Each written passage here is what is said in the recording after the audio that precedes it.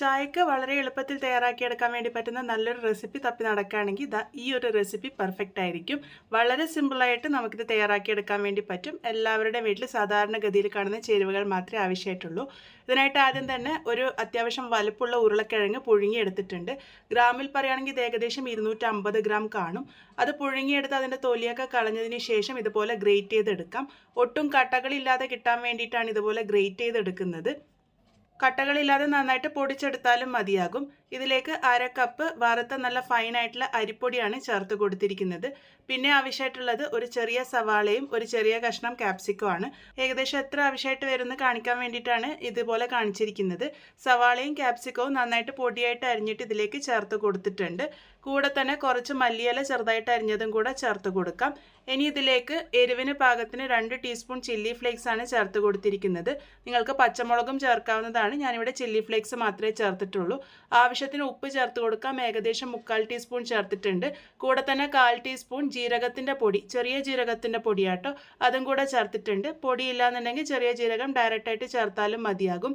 ഇനി ഇതിലേക്ക് വെള്ളമൊന്നും ചേർക്കേണ്ട ആവശ്യമില്ല. ആ ഒരു ഉരുളക്കിഴങ്ങിൻ്റെ പറ്റിൽ തന്നെ നന്നായിട്ട് കുഴച്ചെടുക്കാം.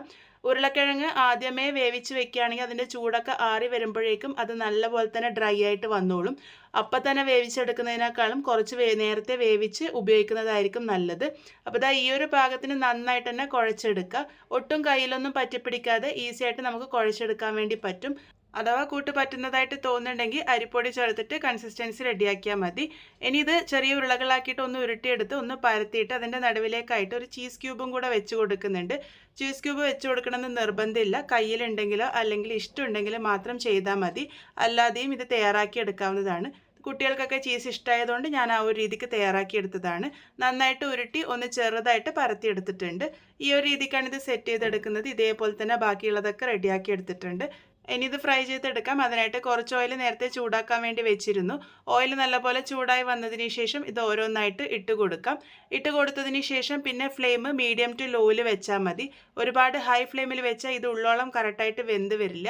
അപ്പോൾ ലോ ടു മീഡിയം ഫ്ലെയിമിൽ വെച്ചിട്ട് ഒരു ഭാഗം നന്നായിട്ട് കുക്കായി വരുന്നത് വരെ വെയിറ്റ് ചെയ്യുക. ആദ്യമേ മറിച്ചിടാൻ നിൽക്കണ്ട. ഒരു ഭാഗം നന്നായിട്ട് ഫ്രൈ ആയിട്ട് വന്നതിന് ശേഷം മാത്രം മറിച്ചിട്ട് കൊടുത്താൽ മതി.